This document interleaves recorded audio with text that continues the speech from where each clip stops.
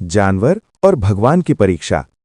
बहुत समय पहले एक घना जंगल था। उस जंगल में हर तरह के जानवर रहते थे।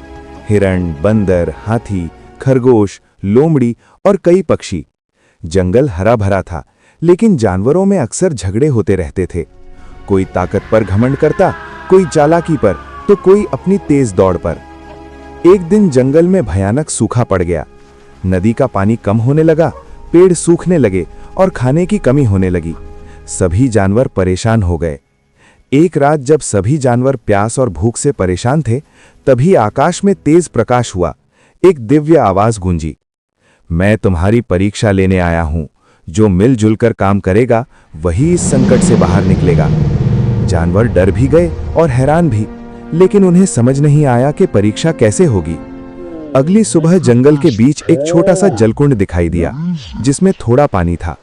सभी जानवर दौड़कर वहां पहुंचे। पानी बहुत कम था। अगर कोई अकेले पीता तो दूसरों के लिए कुछ नहीं बचता। शुरू में झगड़ा होने लगा।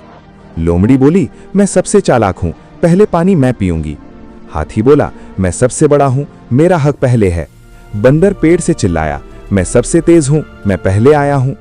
तभी एक छोटा सा खरगोश बोला, अगर हम झगड़ेंगे तो पानी खत्म हो जाएगा और हम सब प्यासे रह जाएंगे। क्यों ना हम बारी बारी से थोड़ा थोड़ा पानी पिएं? पहले तो किसी ने उसकी बात नहीं मानी, लेकिन तभी हिरण बोला, खरगोश सही कह रहा है, हमें मिलकर रहना चाहिए। धीरे धीरे सभी जानवर मान गए।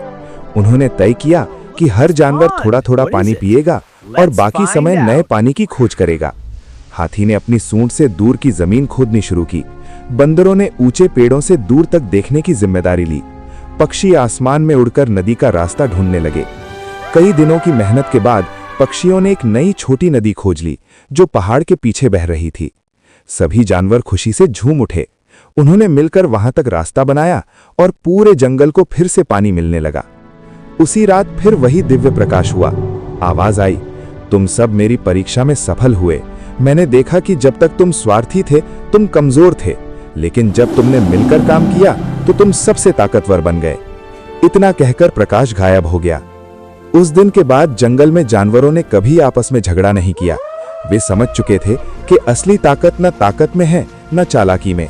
असली ताकत एकता और सहयोग में है। मिलजुल कर काम करने से बड़ी मुश्किल भी आसान हो जाती है।